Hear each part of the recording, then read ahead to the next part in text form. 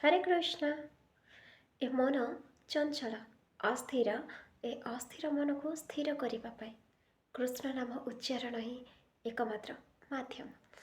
ମନ ଅତି ଚଞ୍ଚଳ, ଏ ଚଞ୍ଚଳ ମନକୁ ସ୍ଥିର କରିବା ପାଇଁ ଶ୍ରୀକୃଷ୍ଣ ହିଁ ଏକମାତ୍ର ମାଧ୍ୟମ।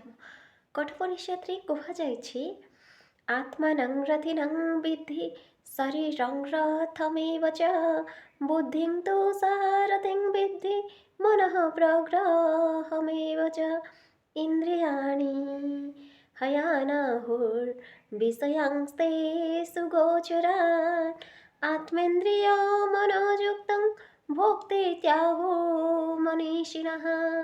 ए शरीर रूपक रथरे जीव ହେଉଛି ରଥୀ ଏବଂ ବୁଦ୍ଧି ହେଉଛି ସାରଥୀ, ମନ ହେଉଛି ଲଗାମ ବା ଚାଳନ ଯନ୍ତ୍ର ଏବଂ ଇନ୍ଦ୍ରିୟ ହେଉଛି ଘୋଡ଼ା ସଦୃଶ।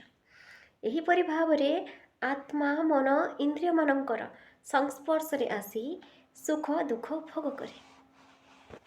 ସାଧାରଣତଃ ବୁଦ୍ଧି ମନକୁ ନିର୍ଦ୍ଦେଶ ଦେବା କଥା, କିନ୍ତୁ ଏ ମନ ଏତେ ଅବାଧ୍ୟ ଆଉ ଚଞ୍ଚଳ ଯେ ସେ ବୁଦ୍ଧିକୁ ମାନେନି।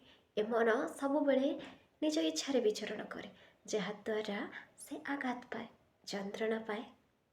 ହରେ କୃଷ୍ଣ। ଶୁଭ ଦିନ। ଜୟ ଶ୍ରୀ ଜଗନ୍ନାଥ।